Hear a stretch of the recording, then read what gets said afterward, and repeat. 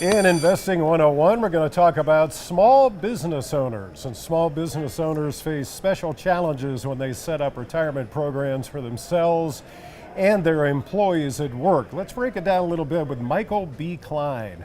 Mike heads up MBK Financial Services Limited in Westmont and Chicago, Illinois. And Mike, good to have you here. Yeah, thank you, Steve. Nice to see you. Mike, let's talk a little bit about what is called a safe harbor 401k. What's it all about?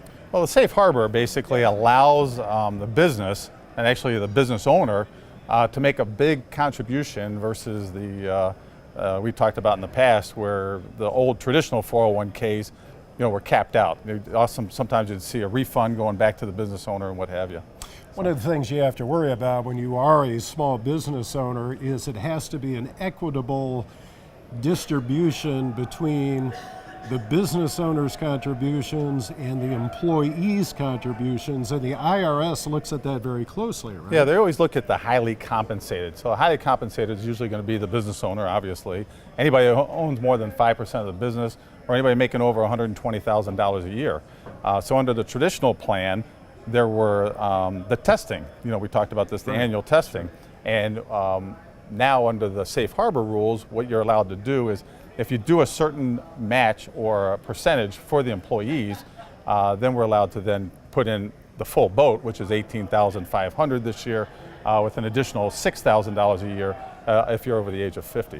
What if the small business owner gets it wrong? What if they fail the test? Well, under the traditional plan, then they could have a refund, which is like the biggest nightmare of all. To their employees? It goes back to the plan as a forfeiture, or it could just go back just reversal. The problem is when that money goes back from the business owner or the highly compensated, they just can't save or have the potential to save like they would under a safe harbor. But the key to the safe harbor is basically eliminating that risk. Gotcha. Yeah. Final question. Say you're talking to a small business owner, they want to put money in a retirement program, they want to do right by their employees, but they think this is going to cost too much. What do you tell them? Usually a setup is going to cost you anywhere from $500 to $1,000, probably annual administrative costs of around $500 a year. Now that's going to be run by a third-party administrator, what we call TPA.